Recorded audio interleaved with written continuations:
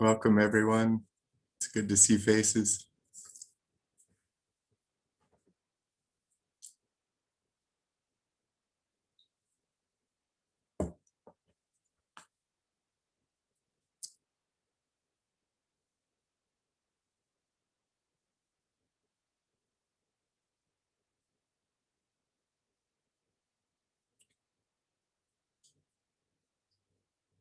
It's also wonderful to have all these faces in silence.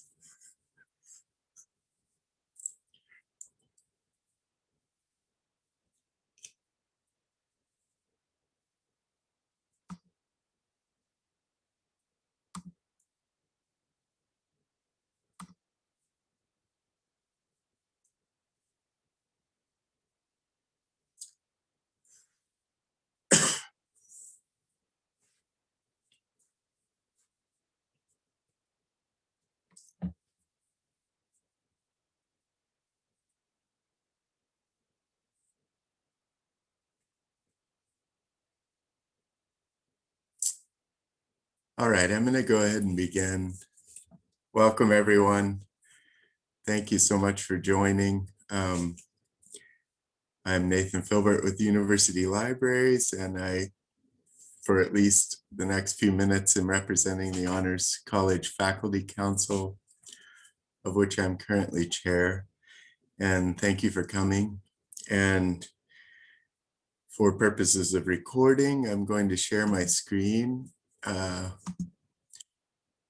because to me, a lot of what today is about is opportunities for faculty with the Honors College. And so for any of you unfamiliar with the Faculty Council, we are an arm or a branch of the governance of the Honors College. And so along with the Student Council and the administration and advisory board input, we work together to change policies and approve curriculum and course development and track development. I highly encourage it, but I wanted to point out that this is one thing for departments that may view or are here to consider as a way to be involved in the Honors College and its development. And there are certain creative and experimental things that are beautiful about belonging to the Honors College, so that most things are interdisciplinary or cross-disciplinary. And if you have ideas, we talked about tracks and courses earlier this semester, and now we're working with the faculty fellows. But there are many ways as faculty across campus to be involved in the Honors College. And I can only say that the delight of working with the council is that we're made up of representatives from each of the Senate divisions of colleges currently, and that the conversations and inquiry, particularly with the students, is a really delightful and engaging, fulfilling way to be involved across campus, particularly if you have ideas that you'd like to try out, or seminars or courses, or want to develop tracks in your departments, etc. And so I should put this link. Never mind. I'll do it after. The other thing I will put a link to is this page in the Honors College talks about all the different ways that faculty can become involved in honors, which are multitude and highly encouraged. And then today we're featuring the faculty fellow opportunities, and all these links I will put after I turn over controls of this meeting. So we'll be hearing updates, etc., from the fellows, but there are many, I wanted to point out, there are many ways to be involved in the Honors College as faculty across campus. that give you opportunities that sometimes disciplinary or field-based departments and colleges don't allow. And that I'm very happy that you're here. And I'm going to turn it over to Dean Ingber now to talk a little bit about the faculty fellows. Thank you, Nathan, and thanks. I'm happy to see the fellows for this year and some community faces out there and council members.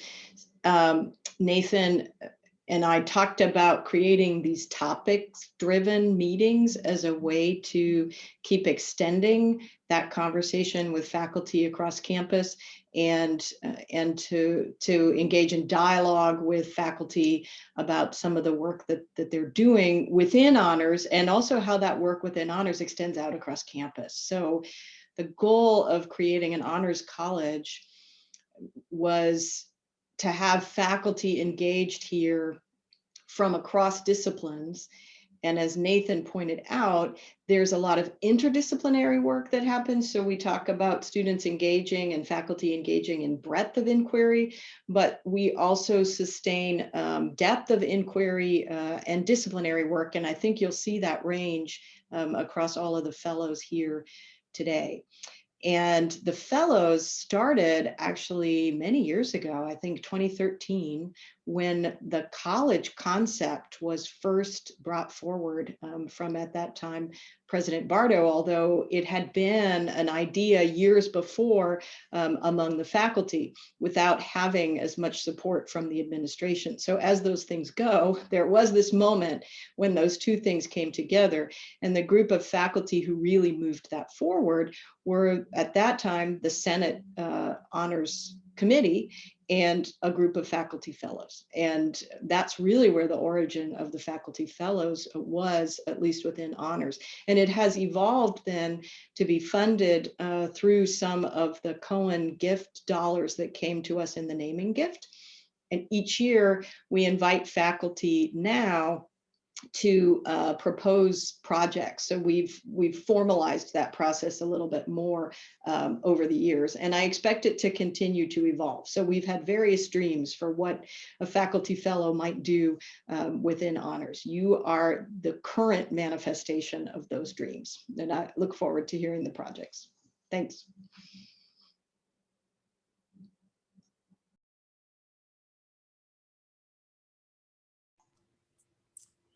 So I guess we'll dig right in, and I can't actually see the agenda, so I don't remember who is first. I think I'm first.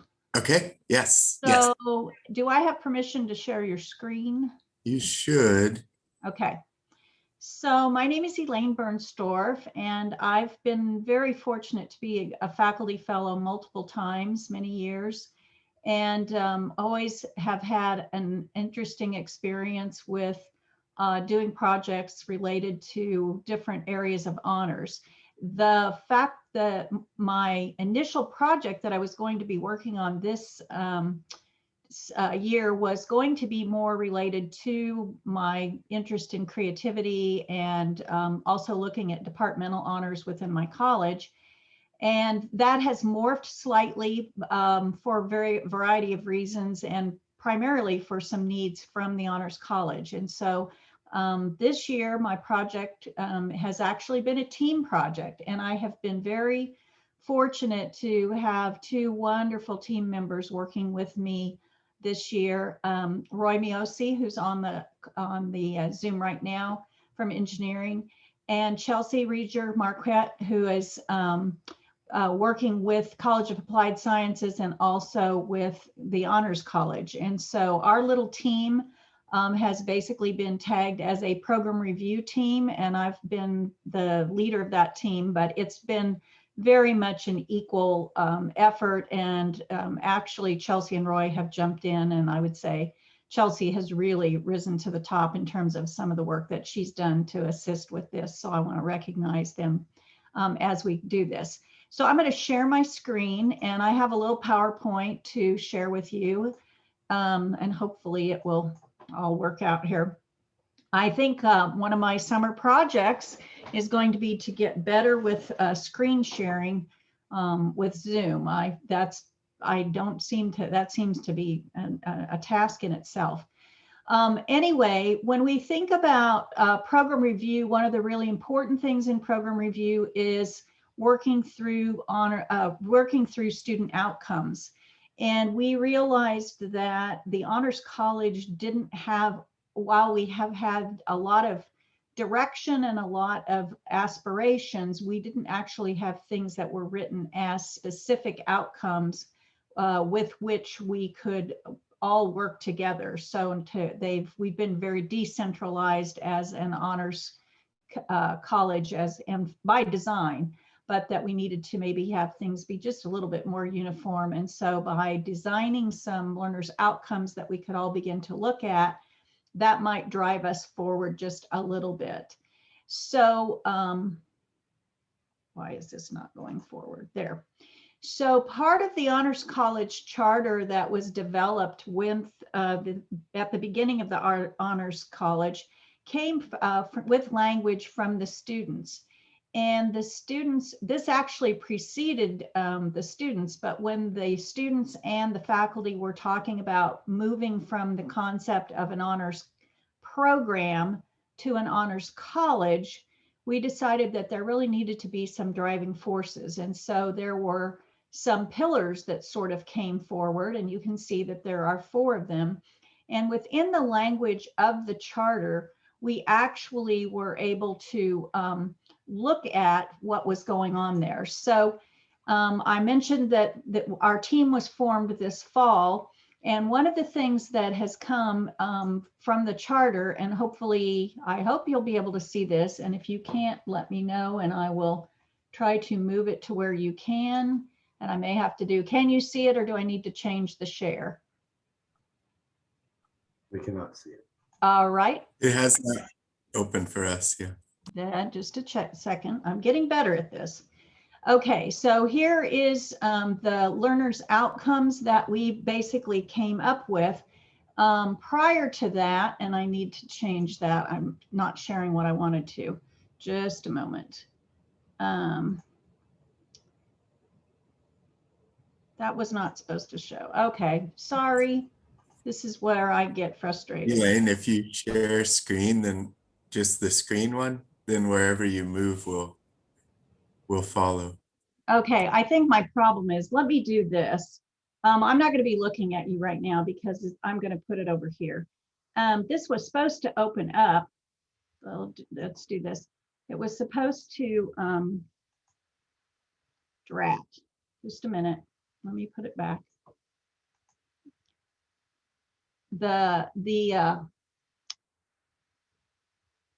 It was supposed to open to the website, and that's why I'm frustrated right now, because it's not opening to the website. Well, okay. Let me just go through the PowerPoint because you'll get the idea. So basically the college charter, which is on the website, if my link would work, lists the pillars that we have been talking about, and we'll come to those in just a minute. One of the things that happened with that is that there was quite a bit of extensive language with the charter. And I think that the thing that has happened with that language is that it confused us a little bit, because it's very detailed and it's wonderful language, but it doesn't necessarily give us actual outcomes. And so what we wanted to do was develop these outcomes. So as we looked at them, we realized that there were 17 different potential rubric benchmarks under the 4 different college pillars. And so our process for this year has been that, yes? You're not sharing, so I don't know if you want us to see something right now. Oh, okay. I thought I was. I am so sorry. Nathan, let me go back to Zoom here and see what's happening. Let me hit escape. I had this all figured out earlier, and I thought it was working beautifully. So what are you? You're not seeing anything? You're not seeing screen share at all? No, we're seeing all of All of ourselves, yeah. And I am not seeing the link with which to share my screen with you. So that is really weird. Okay, let me see what's going on here. Let me just go back to Zoom and see what's happening here. I'm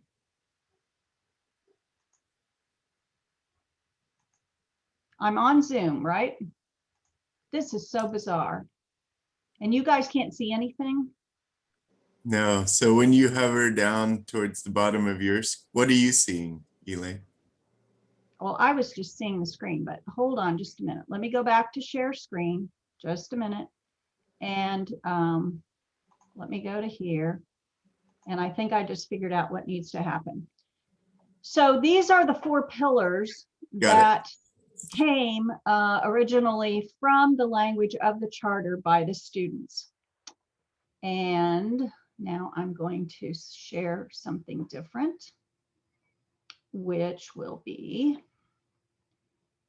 back to the power. Oh, and then these were, this is the charter. So let's try it now. Can you see the charter now? Yes? Okay.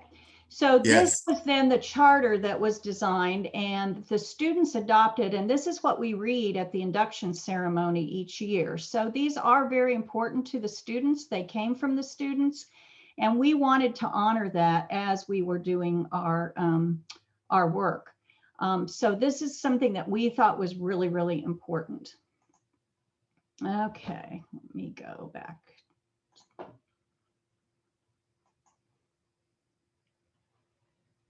All right. Now, the next thing that we did then was we took these different pieces, and you can see here that we have the different ones, and you all participated. Both the alumni participated, the students participated, the staff participated, the program review team participated, and the faculty participated. So we really had like 4, actually 5 different interest groups. And what we did was each of those groups was asked to take the 17 different little indicators and to prioritize them. This chart shows how we basically used the data and came up with the top ones, which you can see that there are several of them are 15, 13, 16, whatever. And what ended up happening with this whole thing, which was kind of interesting, was that we ended up having representation from all 4 of the pillars, which pleased us a lot because it did show that all 4 pillars were important. And then we also were able to see which things were most important. And actually those did align pretty much across the groups. So that made us think that instead of having 17 indicators and having this big list of outcomes, that we could actually narrow the group. And so what we've done is we have done that at this point in time. So can you see the PowerPoint at this point in time? We do, not in presentation mode, but I can fix that in just 1 second. Now you can, right? Yes? not yet, but sometimes there's a lag. Okay. So what we found was that are you not being able to hear me? No, I just, if you hit from current slide, it will. I thought that. Yeah, almost. I did that. What has happened is it has, just a minute. It's okay, we can see it. Now you can see it. So what has happened, I think the problem here is I've got 2 screens. So what we had then were our 4, and what ended up happening is we had 2 or 3 under each of the categories. Intellectual had really the most votes, which we did not feel was a problem. Then came behind that was innovative, which was not a big surprise. Those were the next big vote getters. And then the professional, and then transformational was a little bit less. But really, when we looked at the numbers, all four were well represented. So very quickly, I'll just hit these, and then you can ask questions if you want to. Under intellectual, the ones that came up, what we did was we basically went back to the language of the pillars, and these are actually the language that the students created at the beginning. And we pulled out what we thought might be a key word in order to sort of get a handle on these. And so mastery of cognitive, transferable, and practical skills, the idea of mastery, the idea of interdisciplinary, and the idea of curiosity came to the top, which we thought, yep, that sounds exactly like how we wanted to design the Honors College, and here they are. The next were professional. Passion was a word that we thought represented this, a passionate pursuit of long-term goals. And what was interesting is as we talked and debriefed with the different groups, one of the things that came forward out of the alumni group was this idea of having us help students to gain a perspective where they go after long-term goals with passion. And they thought that one was very, very important. Another one was common purpose. Under innovative, this idea of empathy and being able to identify unaddressed challenges and needs rose to the top, as did ambiguity, which is interesting because it was the idea of us being willing to propose solutions, but also being willing to not be so adamant about them that we can't take in edited information or work with others. And then problem solving, which of course makes total sense for our Honors College, and creativity came through in that one. And then finally, the pillar of transformation is the idea of having a positive impact. That was also one that the alumni felt very strongly about, as did the staff. And also open-minded, being able to look at diversity, being able to have some variety and different perspectives. So these are kind of what we came up with. We had a lot of fun trying to come up with the logos after we had our sort of came up with our keywords. And so we're going to play around with these a little bit. So finally, what our next steps will be, and then I'm going to let Roy make any comments that he would like about both the process and what else he thinks is important. But basically our next steps for, and I will be a faculty fellow next year overseeing this, and we may have the same team, but we may not have the same team depending on people's availability. We may switch some things out. But basically one of the things that's going to happen soon is that we have a couple of individual students who are willing to use these new pillars and use these outcomes as they look at a type of portfolio process and think about their own process as they've gone through. They're upperclassmen who are going to look at the outcomes and see how did their experience in honors align with what our outcomes that we want to look at are. Then we want to make these outcomes and the particular indicator rubrics, which you as faculty have already seen as a faculty council and encouraged us to go forward with, and actually use those this fall in various ways. And so we will get those out to you so that you can incorporate them into some of your coursework for fall.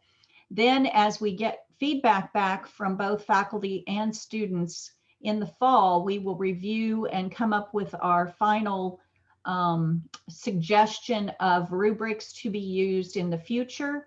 And we might do a little bit of revision, or it may end up just being a straight adoption. And then these would be the outcomes that will be used for program review. And as the program review cycle continues, those outcomes will be publicized to potential students, as well as used by our own students who are in the Honors College, and also perhaps used when we review new course proposals.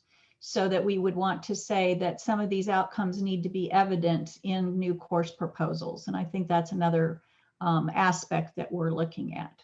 So with that, I will stop my share and let Roy make any comments that he would like to do, and then I'll answer any questions that you may have. And I totally apologize. I actually rehearsed my flipping between these different items, and somehow it didn't work as well as I thought it might. So Roy, do you have any comments? Yes, so I appreciate being on this committee because it gave me an opportunity to kind of take a look at the whole forest rather than, in a way, the individual items in the pillars tended to be like individual trees in the forest. And it was really hard to see where the overall intention of the honors colleges. Students oftentimes mention that, in other groups as well, mention what does it mean to have more meaningful work. And in the courses, perhaps some courses focus on certain items or aspects of specific pillars, and others will focus on others. But it's hard to get an overall picture of what is the intention of a particular class. And then the other thing that came to my mind as I work with the group was that there is a niche or difference in the honors college compared to the disciplines or majors we have on campus, that the focus tends to be for specific disciplines in the majors, whereas the honors college strives to develop the students' viewpoint from a whole holistic perspective or whole forest perspective. So I think that really is a draw for students into the honors college. So those are just some of my comments. Thanks very much. My one other comment would be, and I didn't mention this, one of the other things we did is we did try to look at other honors colleges and look and see what kinds of potential outcomes or qualities that they did. One that we looked at quite a bit was Michigan Tech.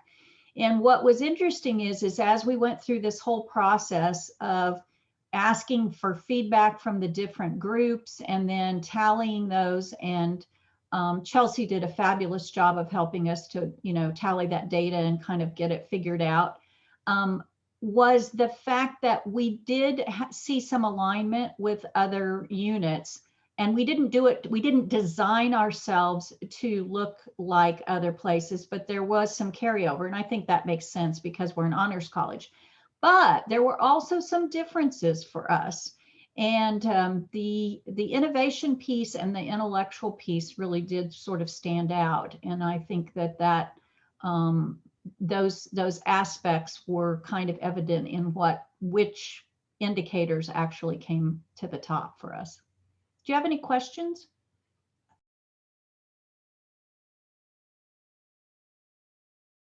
So we'll get those out to people so that they can, I'm not exactly sure what format we'll do it in. I will be talking with Carla and we'll figure out whether we want to make them available on that faculty website page or whether we want to send them out to you as documents or what. But you're welcome to start thinking about how you might want to use them this fall, because we really would like for people to do a little bit of experimentation with them.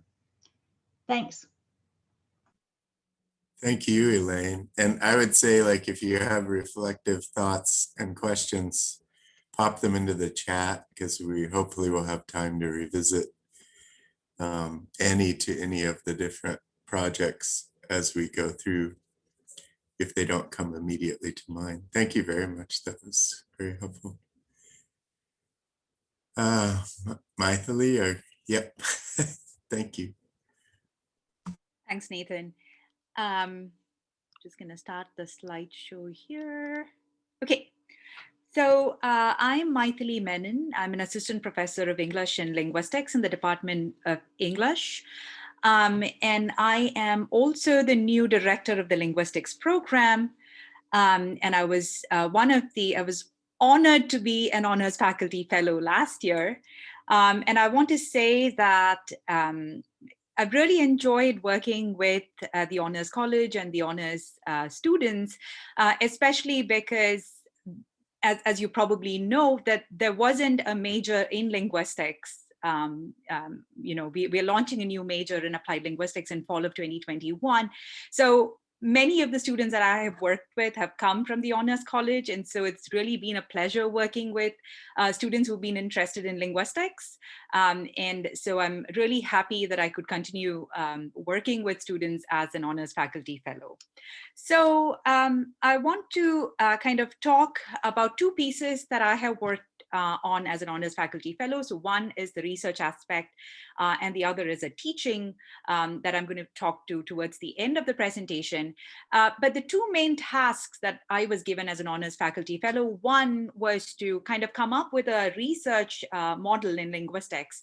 And the other aspect was to look into creating an honors track in linguistics. So I will talk first about the research and then go into the teaching.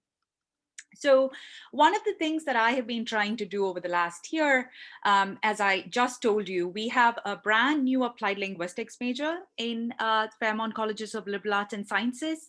It just got approved by KBOR in December of 2020. So one of the things that I have tried to do as an Honors Faculty Fellow last year is to kind of create a template for the linguistics honors track. So it kind of looks like this. It's interdisciplinary. Linguistics is an interdisciplinary field. We have an applied learning focus. We have an applied learning focus in the major. We have 3 tracks in the major. The first one is a general linguistics track. The second track is a speech pathology track in collaboration with the College of Health Professions, Department of Communication Sciences and Disorders. And the third track is computational linguistics and data science track in collaboration with the College of Engineering, Department of Computer Science and Electrical Engineering. So we really focus on applied learning. I know it's the mission of the university, but also it is one of the mission of the applied linguistics program as well. So we are interested in creating those kind of applied learning internships and opportunities for students. And we definitely, we're interested in creating that opportunities for students who want to take the honors linguistics track as well. We require a minimum 3.5 GPA, and the other requirements to convert a linguistics track into an honors track is to complete the honors portfolio, and I'll talk about the honors portfolio as well as the honors thesis in a minute. But these are the two main kind of requirements. So keep a portfolio of all the kind of work that the student does in linguistic classes, like final projects and research, etc. But also complete an honors thesis. So we do have a capstone requirement in the new major, so it kind of, I think, neatly ties in with that. And then also be a member of the WSU Linguistics Club, because that's really, I think, a great way of meeting other students who are doing linguistics or are interested in linguistic research. So I've given the linguistic research model some thought, and a lot of linguistic research, or at least the kind of linguistic research that we're doing at Wichita State, it's primarily data focused. So we put in a lot of emphasis on data collection. It could be both quantitative and qualitative data, but really, many of the students that I advise and mentor in the Honors College, they're interested in actually working with human subjects. So the linguistic research process really begins with getting an institutional review board approval. And many students, many undergraduate students, they either get that from like a research methodology class that they take as part of the Honors College, or in any other discipline-specific kind of research methodology.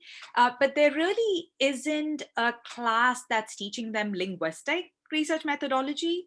I have a class, it's a new class that I've taught only once ever since it's been in the catalog, but it's not a class that I regularly teach. So that's, I think, a gap that needs to be addressed, especially, given that I'm interested in creating this linguistic honors track.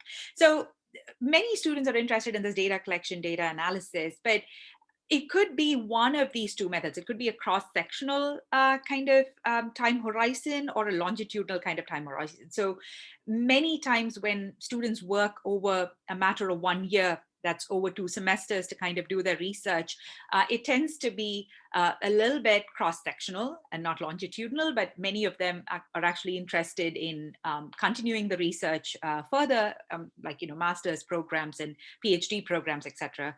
And many of them, like I said, they do a mixed methodology. So they collect quantitative data using surveys and questionnaires, but they also have this qualitative aspect where they have like an interview with the human subject or the community. So that's why I have that mixed method model there as well. If I have a research lab, we use techniques from psycholinguistics, which is really at the intersection of psychology, linguistics, and cognitive science. So many students are interested in getting those sort of research experiences in the intersection of these areas. So we use experimental methodology, we use surveys and questionnaires. We also use archives. We have a lot of linguistic databases that the students are interested in working on. So this is the kind of research model, I think, that would really work well with the kind of student interest in linguistic research at Wichita State.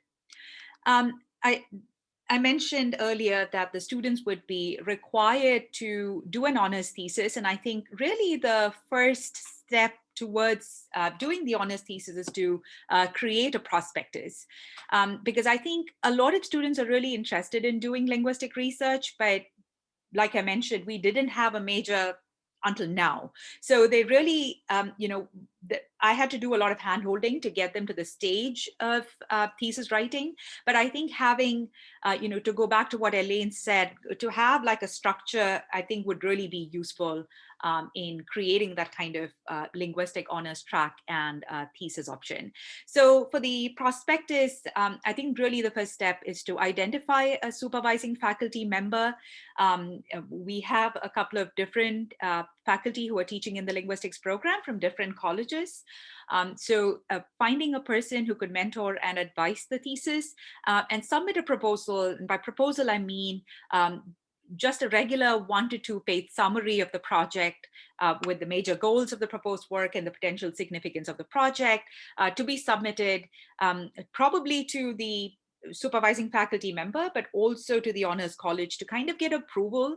And I envision this to be April 15th of the junior year, just so that the student can work with IRB over summer to get approval and then start the data collection process in the fall of their senior year.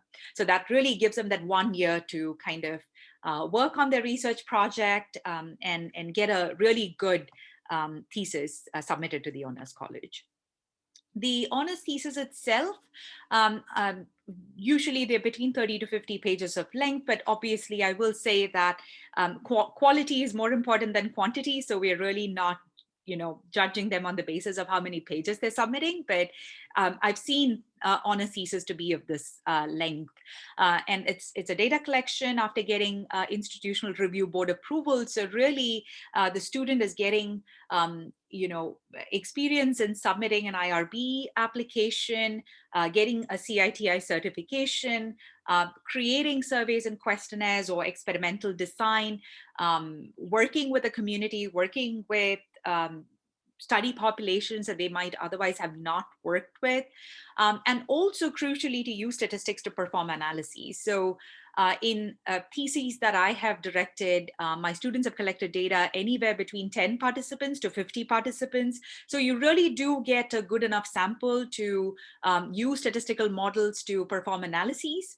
And so that's another gap again that I've kind of identified, because some students come with a lot of understanding of statistics, especially from their major, and some students don't. So again, if the student doesn't have that statistical background, the supervising faculty mentor really has to kind of do a little bit of hand-holding to get the student to that stage where they can actually use statistics to perform analyses. So here are two sample theses written by honor students under my direction. So as you can see, there's a wide variety of what students really are interested in. And I think really crucially, me as a faculty mentor, I've always asked my students what they're really interested in. And I ask them to kind of think forward to the next 5 years and where they want to be 5 years from now. So Emily, who completed this thesis in 2018, December, she was really interested in Korean because she is a second language speaker of Korean, and she wanted to move to Korea and teach English as a second language.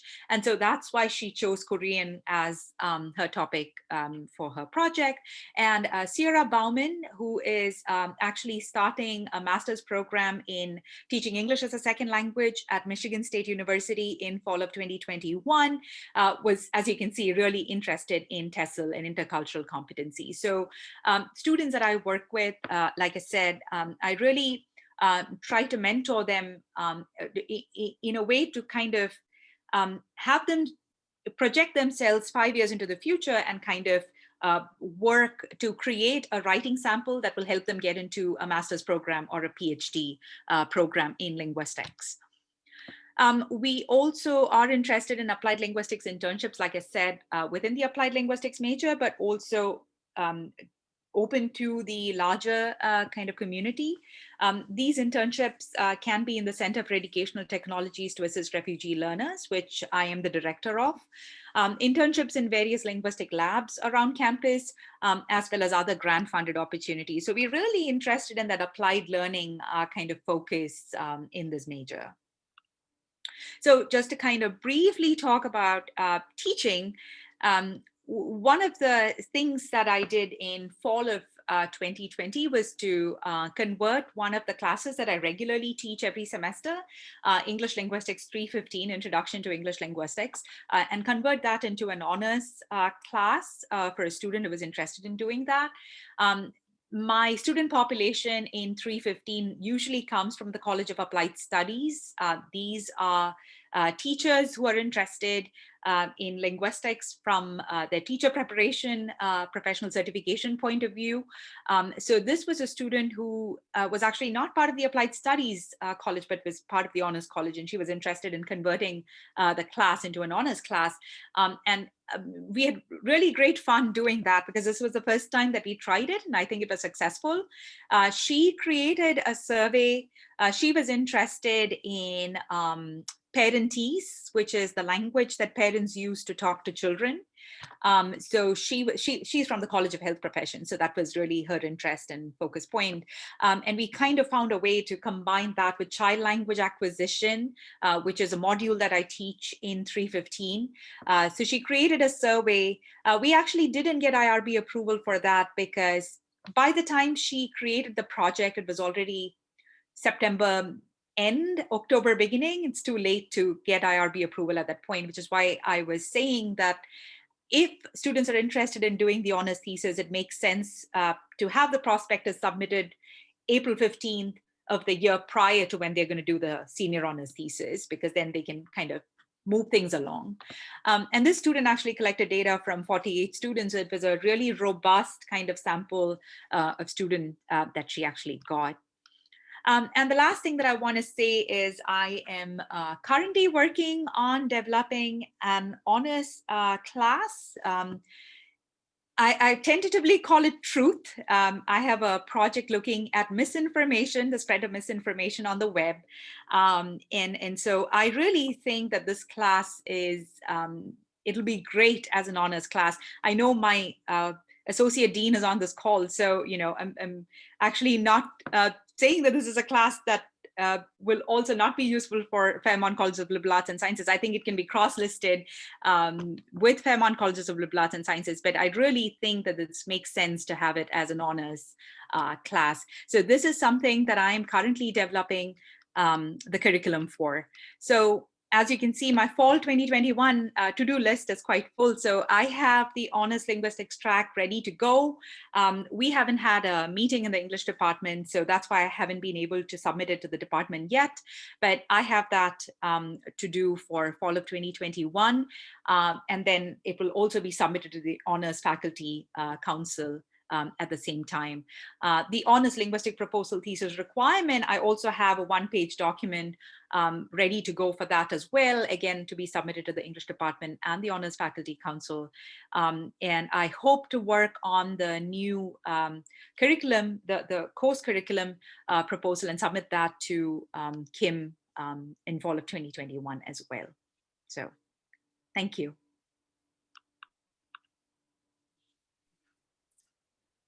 Thank you very much. Any immediate questions?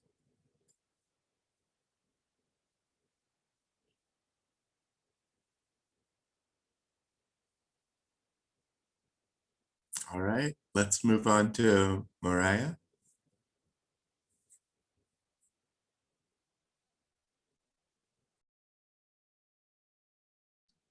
Great. Well, I also want to say how grateful I am to be a part of the Honors College because of its opportunity to really engage in interdisciplinary work and meet students that I might not otherwise. It's been great to work across, even if I'm maybe not necessarily getting English majors in my class, to work with students from other colleges. And I have been affiliated with the Honors College, I guess, since its early days in the working group, and then more recently as an honors fellow to develop two different things I'm going to talk about today. The Fire in STEM program, which is in its third year or just completed its third year. And I just wanted to share some highlights from this most recent year and compare it to some of the previous years. So we have seen an increase in applications. And so for those of you who may not be familiar with FIRE, I guess I should step back a second. This FIRE is a program that involves students in their first year. And so that can be either transfer students their first year at Wichita State, or more commonly it's freshman students. And we recruit them to apply with an interest in doing research in their discipline. And so far we're really focused on STEM, but I'm happy for other people to look into this, especially like in something like linguistics or communication science disorders. And STEM we use pretty broad definitions of, so in the past it's really been focused more there, but we had psychology students in the past and this year as well. But basically it's a matching program where we will recruit mentors that are interested in have projects that are appropriate for freshmen to engage in a one semester project. So the students and the mentors are recruited and apply in the fall semester, and then we make matches between those students and mentors, and then they start their research in the spring semester. And they take a course that I teach in the spring that's an introduction to research. We go over kind of safety things, ethics. They get introduced to some different careers. We had a presentation from Colleen about applying to graduate programs and even some pre-graduate program funding opportunities. And so this year we really saw an increase in the number of applications from students as well as from mentors. So usually I have to go out and kind of do some personal asks and recruiting of mentors once I know which students I have that are interested in doing research. But this year I didn't have to ask anybody to be a mentor. They all volunteered. Some of them I had to ask maybe to mentor more than one student. And in one case, even 3 students were mentored by one faculty member. So this was actually the largest class of FIRE students, up slightly from last year. And we continue to not we're not specifically targeting diverse students, but we are inadvertently ending up with a diverse population, both in terms of underrepresented minorities and first-generation students and in women in these STEM fields, which makes me very happy, but it also makes me think about what happens to these students after they finish a one-semester research project. And so that's something that I want to, and I've been working on thinking through what can we do to support them beyond this first year. So I just wanted to give you a list of those mentors and the different fields that they came from this year. I do have a couple of these mentors in gray. It's hard to see here, but I actually had some extra mentors this year. So Preetham in mechanical engineering, I didn't have more than one mechanical engineering student. So sometimes I have too many mentors in the field. And then Carol Baldwin in psychology also volunteered. And I had a psychology student, but they weren't able to commit to the program after applying. So, but I am grateful for all of the mentors that volunteered this year. We just hosted the culmination of this Fire in STEM program is a poster presentation that the students do, and this was just done on Monday. So these are some of the pictures from that, and fortunately we actually got to have it in person this year. Last year we were remote, so they did presentations via Zoom, which was just not as much fun.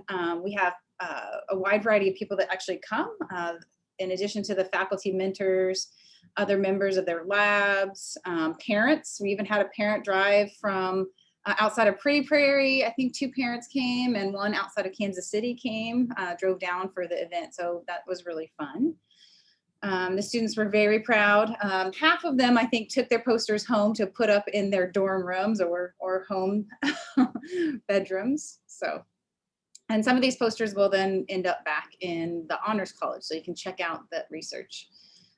So in thinking about this pipeline and where students fit in to FIRE, we already knew there existed a pathway or a pipeline. And so this Kansas LSAMPS program that some of you may be familiar with is a funding source targeting underrepresented students. And it's a partnership with K-State and a series of community colleges in Kansas as well to recruit those transfer students from community colleges. And so inadvertently, not really that inadvertently, but we advertise the FIRE program to these Summer Research Institute students who do the Summer Research Institute program in the summer right before they start their freshman year, because we know they're an audience of students that are interested in research. I don't ask any of the students when they apply for FIRE whether they're SRI, and I don't use that as criteria for them being accepted into the program. But in 2020, 8 out of the 14 students did come out of the SRI program. So it is a good pipeline to draw those students in. And then thinking about where these students may end up afterwards or other opportunities after this one semester experience. This year, this LSAMPS grant is funding some students involved in an undergraduate research experience for the summer and or fall semester. So I don't know the numbers. I don't know who all has been accepted into that program yet, but there may be some that come out of FIRE or from SRI that go into that undergraduate research experience. It's predominantly for engineering students, but it was open to several other disciplines. Some of these students may also pursue McNair. I know I had 2 students last year that had NASA Jumpstart funding to continue their research projects. K Embry is another source of funding for biomedical research, and several of the students in FIRE have received K Embry funding, or the undergraduate research and creative activity funding as well. And there may be other things. So I'm just starting to really try to do longitudinal tracking of these students. But in thinking about this, I also became involved with a research proposal or a grant proposal to provide a next phase of funding that could carry students from underrepresented groups from their sophomore year through their senior year with funding that would be significant. So it would pay 60% of their tuition and a stipend that's pretty significant. I think it was around $12,000 a year to keep them in this pipeline with the hopes that they would then go on to biomedical research in graduate programs. It is only biomedical research fields, but we have several students that would fit, and it wouldn't necessarily be that they would have to come from fire to go into that. So hopefully we will get that grant submitted next year. So that would provide additional pipeline, create this continuous pipeline for these students. So kind of my future plans and thinking about the long-term tracking of fire students. I know one of my first fire students is graduating this year, even though it's only been around for 3 years. He's a go-getter and he's in my own lab, so I'll be able to track him. But I want to do some sort of follow-up survey to see what happens to these students if they continue on in research. I kind of informally ask each of them, but I want to really keep better records of that tracking of these students. And also there are a lot of students that apply, not a lot, but every year there are some students that apply and get accepted and then can't participate. And oftentimes just through my interactions with them, I find it's because of financial reasons. And fire doesn't really fund the students at all. So that's something that I want to kind of follow up on. Is that an issue? So that NIH URISE proposal is the grant to hopefully fund a second phase of fire for biomedical research students. I'm also interested in mentoring training. So a lot of the faculty that are involved in this are involved with lots of undergraduates, but freshmen are maybe a special case. And I realized that this year was maybe somewhat different as well, because some faculty still only interacted with their students via Zoom and never in person. But I would like to have more formal training of mentors, and I started to work with BioKansas, and they have offered to do some mentor training more formally. And then just, always thinking about other sources of funding to support the students or their projects to keep growing this program. I think that's one of the things that would be an incentive to more faculty to be interested in mentoring students is, is there any funding to support these research projects for the undergraduate students? And that's all I had to say about fire at this point. I do actually do a post-fire survey of them. It's students' assessment of learning gains. And so it's a assessment tool that's been used across the world for many different research experiences for undergraduate programs. And so I'm using kind of a standardized assessment to look at what the gains the students make in their science identity and their comfort and their skills and their mentoring, all those kind of different things. I don't have that data yet. I just sent them the link this week. But the other thing that I have been involved with in the honors program is another aspect of the honors college, that it can enhance not just things within the honors college, but can also be used as a springboard to enhance things in your own department or programs that you want to pilot with a smaller group of students. And so the honors science minor and track, maybe a lot like Maithili, is thinking about how could we have enhanced experiences in our introductory chemistry courses and then beyond. I'm not just thinking chemistry, but personally starting with chemistry and then thinking about that in all of the science fields. So to have an honors science minor or track where students would be enrolled in the normal lecture course, and we've already piloted special sections in 211 and 212 in chemistry to have one section or two sections of the lab that are less what I call cookbook chemistry and more inquiry-driven projects for the students to be involved with. And I think Katie, who's a fellow for next year, will be working to develop or enhance one of those honors sections of the lab for the general chemistry. And this is something that we would do with honor students, but it might be something that helps us think about how to change all of our lab sections to be more inquiry driven. It doesn't necessarily need to be just for honor students.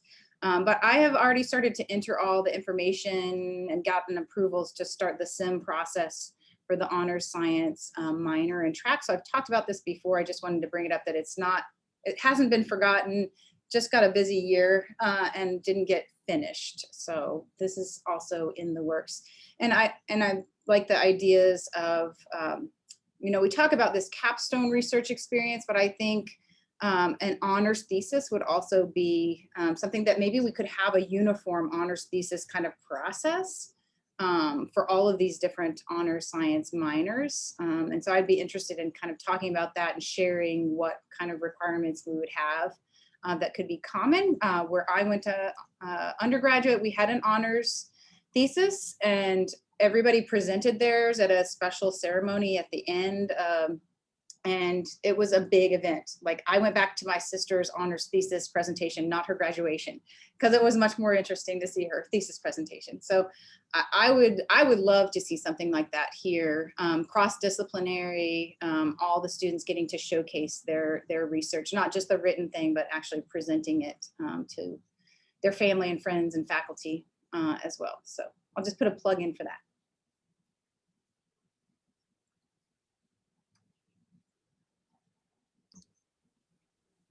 And I'm happy to take any questions. There was a question in the chat regarding whether or not the fire poster thing this year is available digitally for people to view. Are the posters available digitally? Right, the Monday event, was any record of that digitally available for? There is not. I could post the posters somewhere digitally, I guess. Like the static poster, I guess we could put somewhere where we were going to hang them up in the honors lounge somewhere. Okay. But the actual presentations, it was like a conference where you just, there were small groups at each poster talking. So I didn't record it because it was kind of chaos. Were there abstracts, Mariah? Yes, I have abstracts I could post somewhere as well. Yeah, just because it would be fun to know what the topics were. Yes, yes.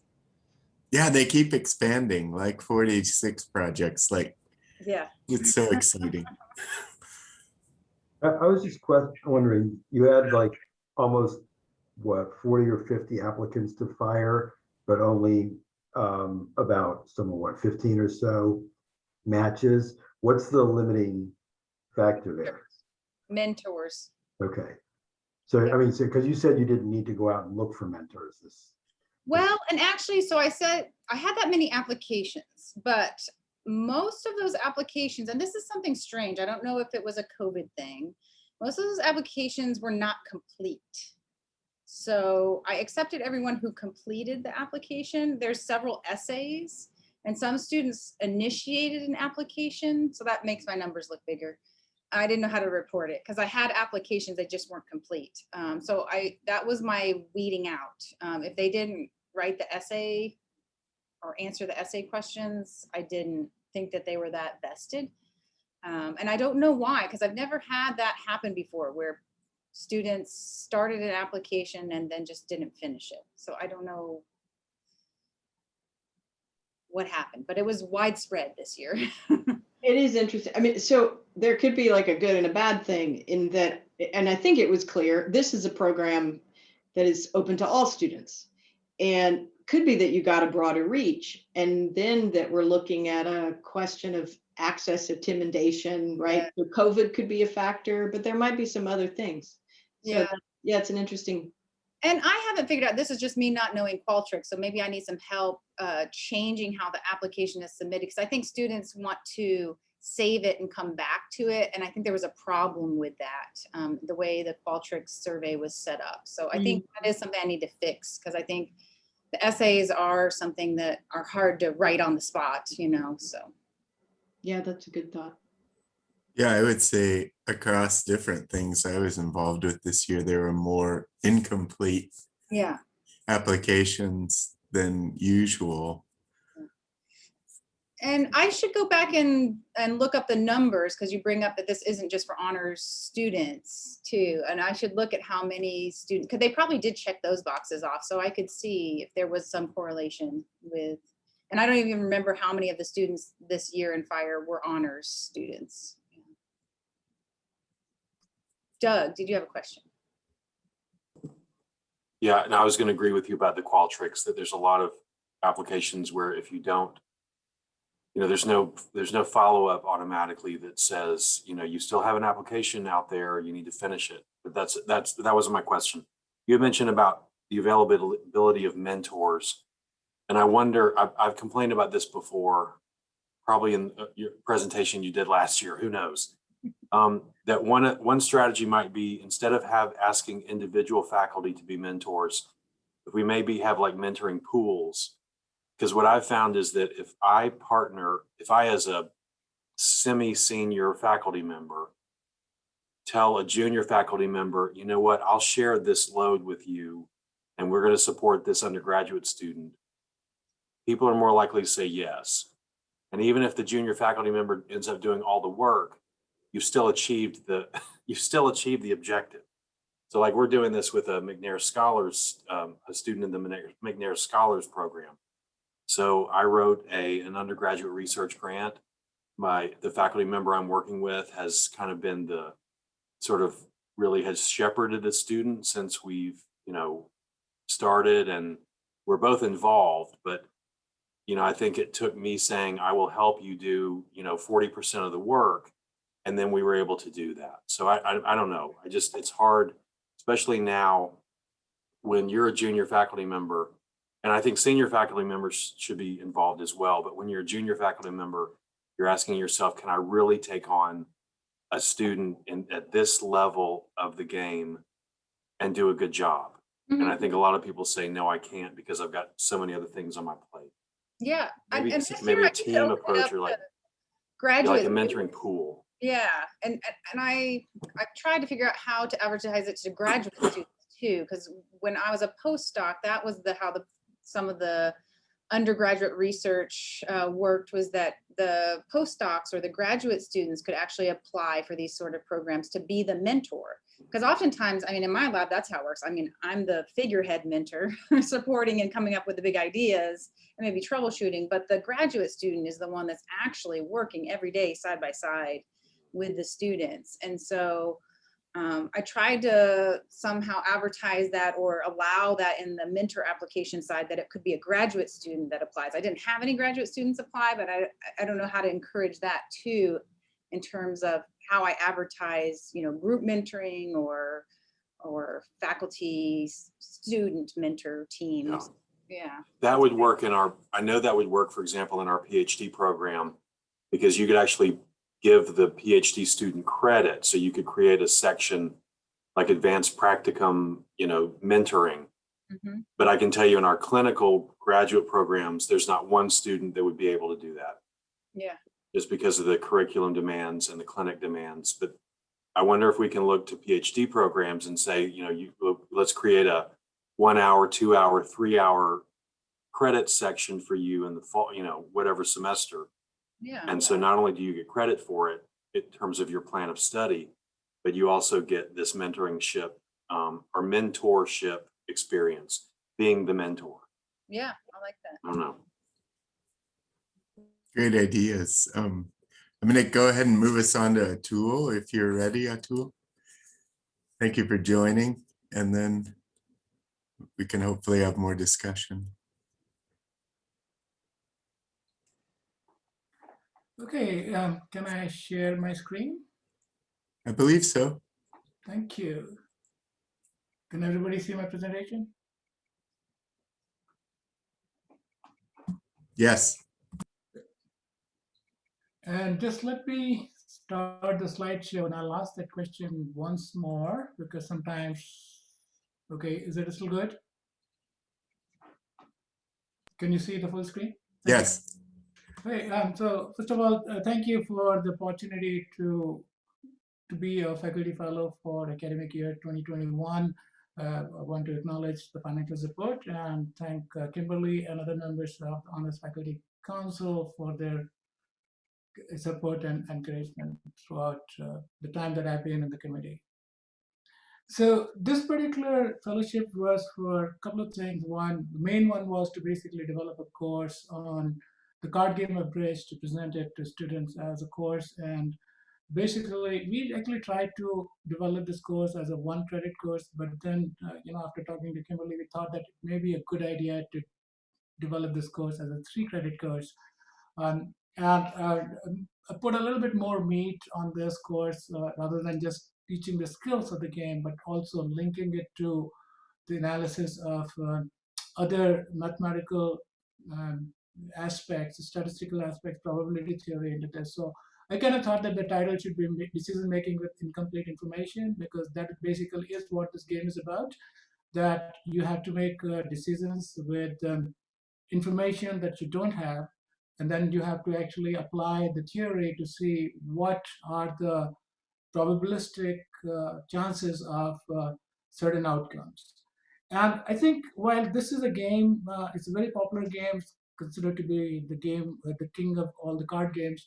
But I think when you see who are the people who are playing it at a very competitive level, they are people who have very experience in life, and they come from very different fields. For example, Warren Buffett is one of the big champions of bridge.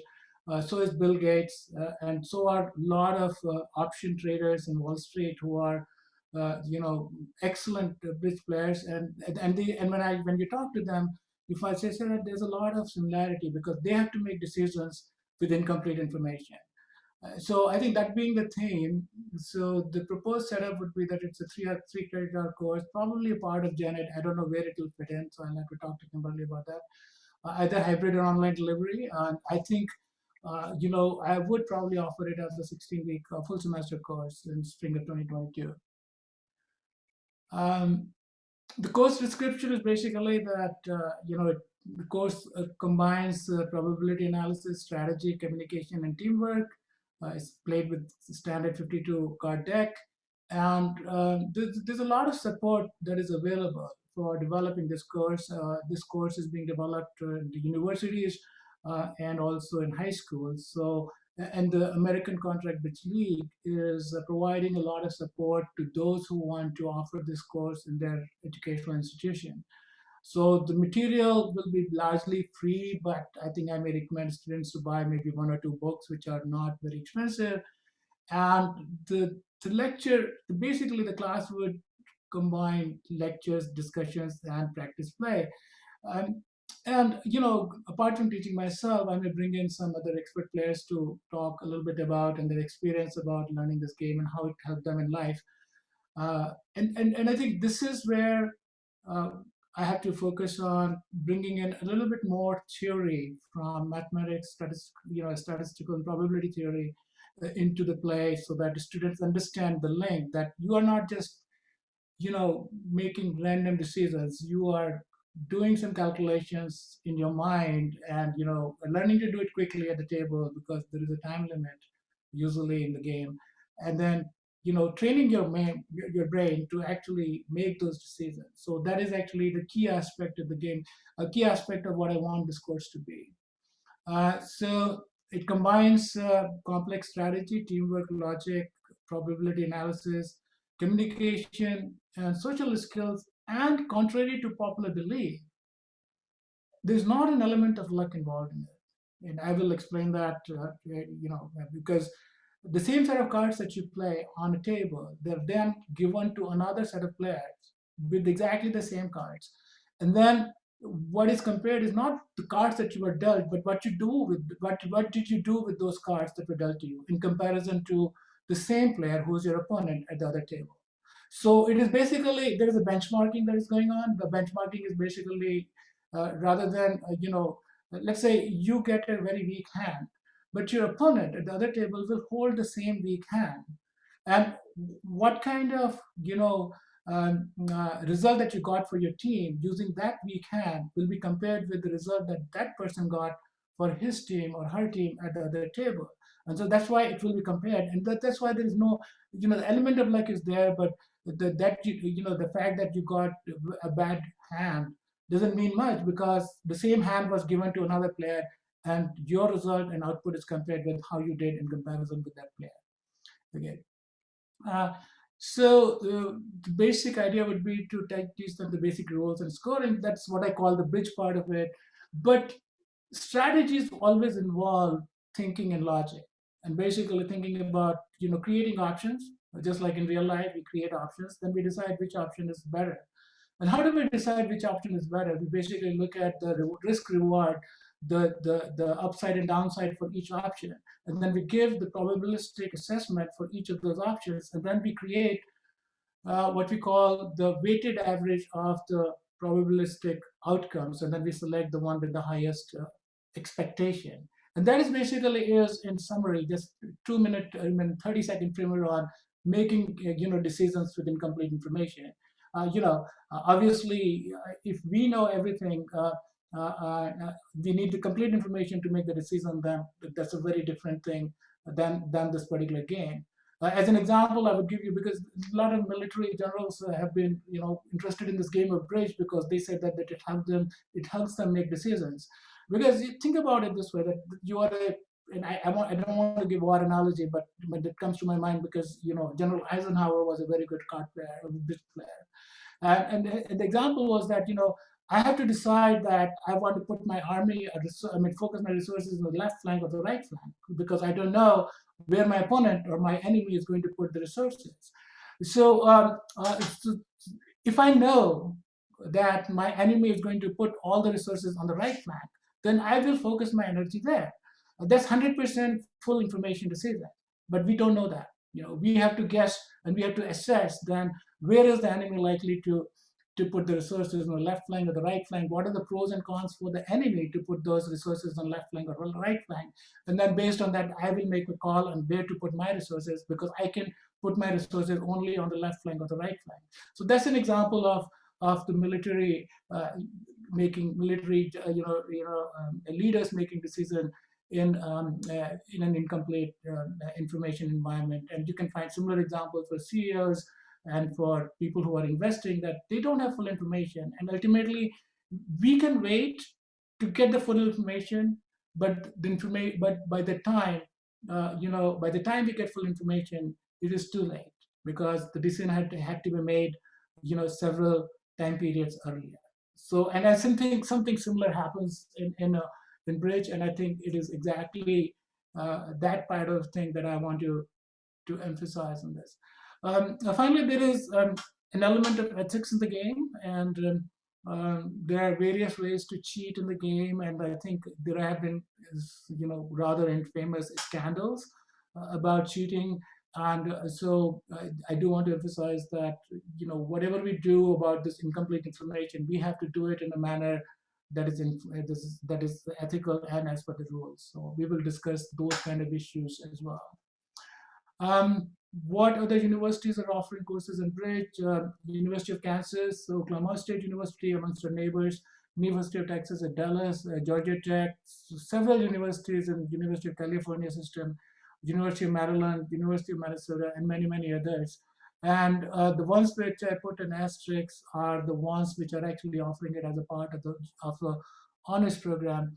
One of the universities, I can't recall exactly which one, was offering it as a 400 level math course. It was not even listed as a contract which course. It was purely listed as math 48-1 or something. And then they explained that this will be taught, these are the concepts that will be taught using the card game of bridge.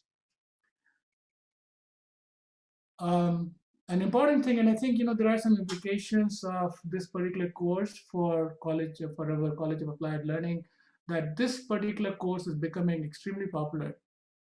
Becoming actually, I wouldn't say extremely, but I think fairly popular in middle schools across the country, with financial support from Bill and Melinda Gates Foundation.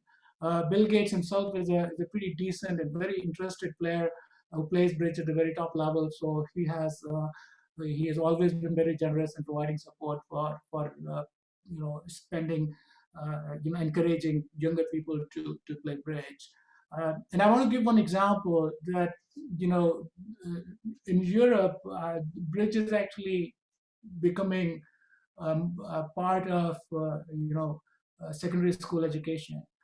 Poland was doing very badly in standardized tests for schooling across EU or across European countries, and then they decided about 10 or 15 years ago to introduce Bridge in their curriculum for middle school, and they are in top 5, top 6 countries now, and they believe that they attribute this particular progress in their school's performance in standardized tests to introduction of Bridge at middle school level.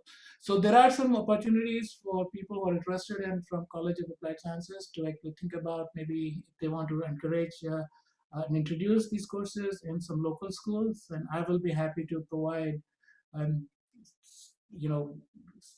collaborate with them on doing this for students. What are the other reasons for offering this course? It's a game of a lifetime, so you learn this skill and it stays with you forever. Personally, I play Bridge with my father, who's 86-year-old, and he's in India, and I'm 7,000 miles away here, and we do have the occasional game of Bridge online. So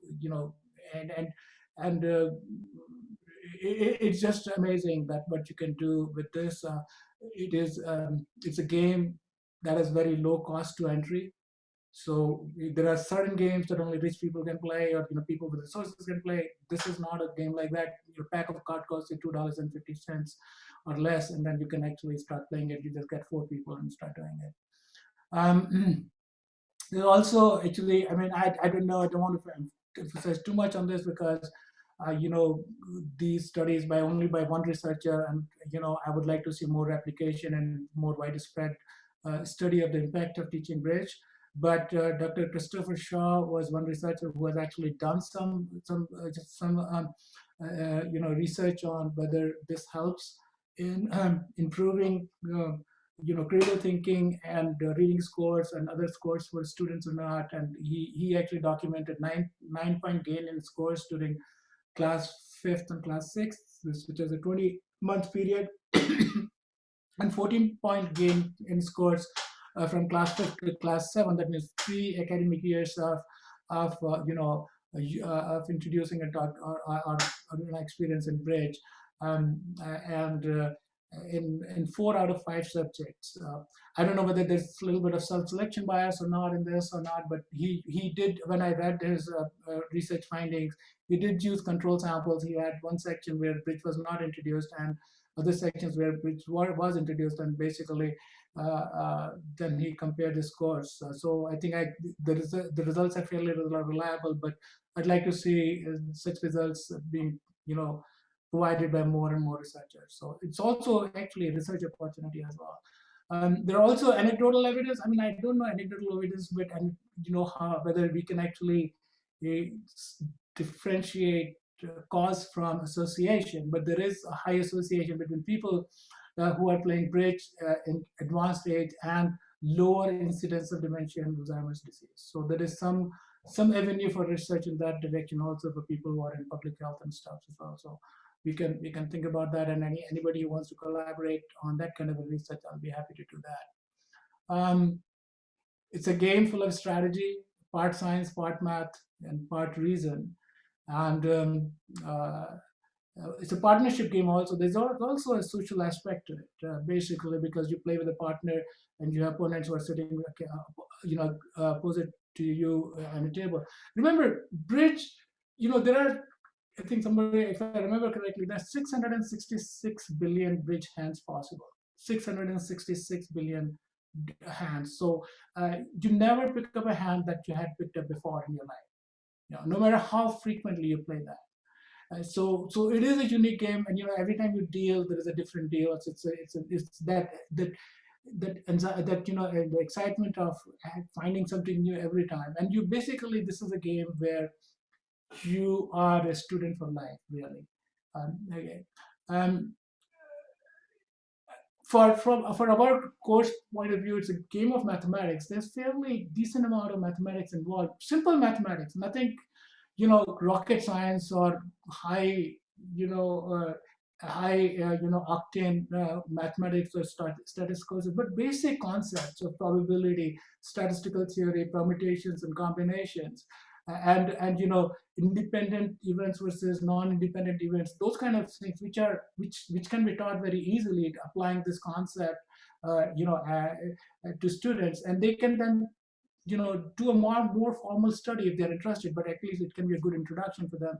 And so basically they do percentages, probability, data analysis, reasoning and proof, and assessing value and applying this assessment to problem solving. So ultimately you have the data, as I said, incomplete information, apply probabilistic models and reasoning, and then use that for informational reasoning skills. And that's basically how you this is what you learn from this game and how to apply that.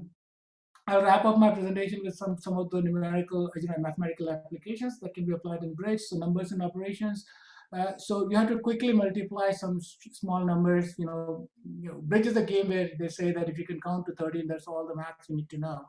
For those of you who have played bridge, that is, they will remember why 13 is important. There are 13 cards per suit. There are 13 points based on some open, high card point system. So there are various reasons, but basically, it's not, as I said, it's not rocket science, but it's very logical thinking, and I think that's why it's an interesting game. You do data analysis and probability, so you will actually students will confront a situation in each hand, which requires them to assess the probability of certain outcomes and make decisions accordingly. So this is the training I was talking about, making informed judgment and decisions using partial or incomplete information.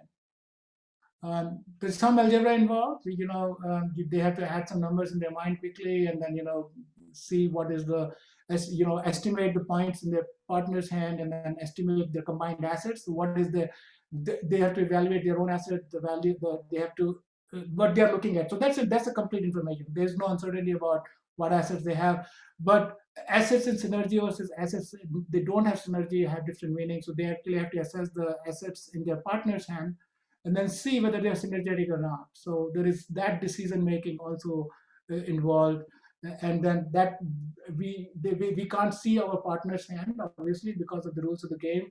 So we have to then assess based on the communication that our partners are conveying to us. Okay, and again, we have to get a little bit proficient at it because it's a timed event. So you can't have the whole day to solve this problem. So so you have to solve this problem on the go by doing this quick analysis.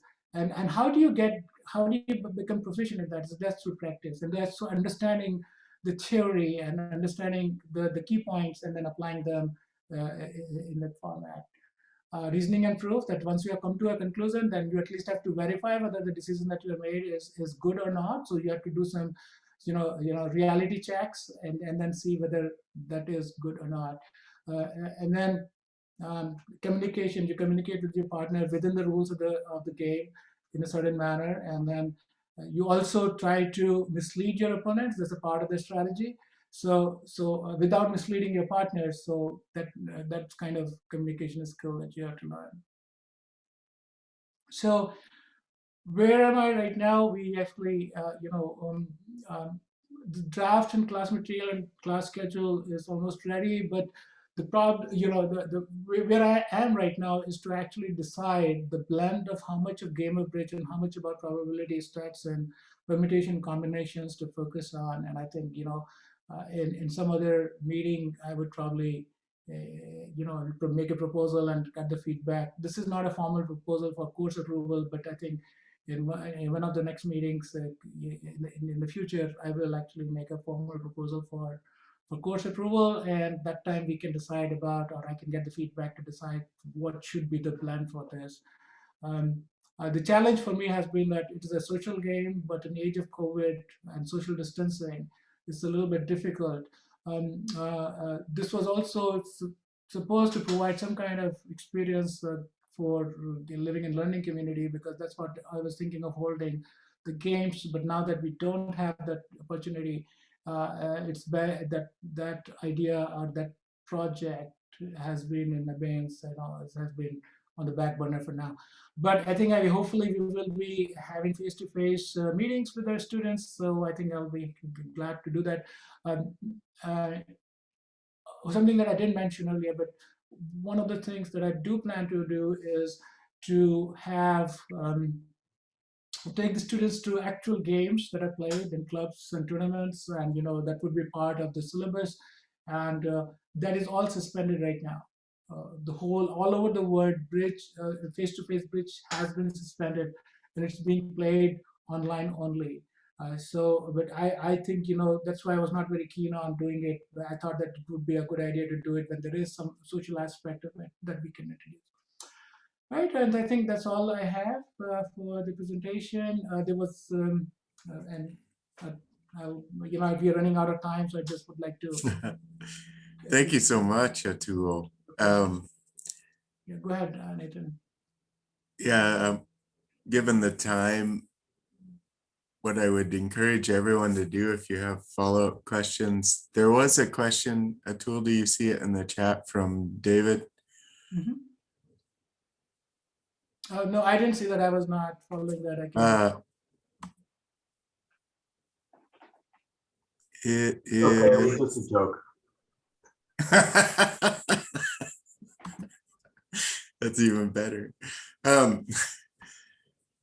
Let me just stop share, and then I can look at the. Anyway, so mostly I would say thank you so much for your time, and thank you all presenting your projects for us to have a chance to engage them. And I would encourage anyone here, if you have follow-up questions or further ideas, please contact either anyone from the council or the fellows themselves to talk about the process and how to be involved. I don't know, Dean Ingber, I'm going to ask you if you want to try the patience of the meeting attendees with announcing the incoming fellows and the projects. I can do it very quickly. I will just say first, I think it's amazing that everyone is here today and the energy, and we are right at the end of the semester. So I'm grateful for that because it helps us all look ahead to the summer. So I will very, very quickly just share the faculty fellows. I think you all saw that list perhaps from Nathan, but you'll see some resonance with some of the work that's been happening already. And that is an extension of some of the work that's been happening in chemistry into the realm of virtual reality. So experimenting with a chemistry lab in that realm, as well as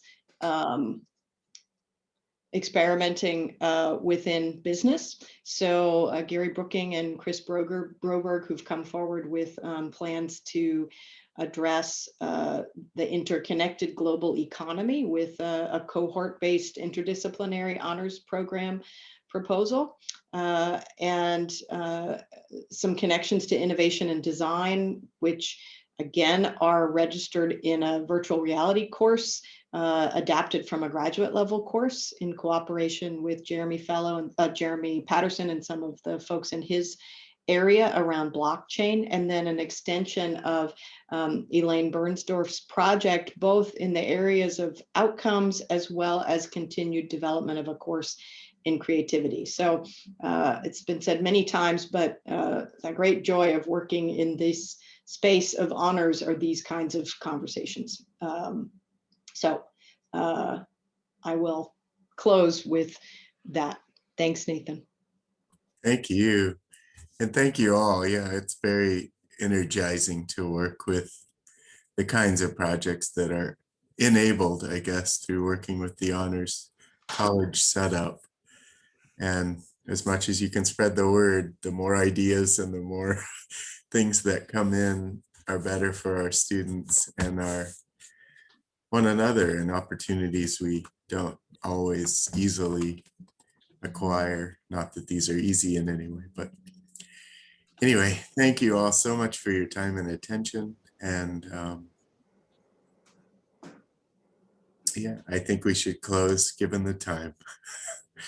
So any motions to adjourn? We're adjourning. So So moved. Thank you, Nathan. Thank you all. Have a great into the weekend. We've got beautiful weather, thank goodness. Thank you, everybody. Thank you all.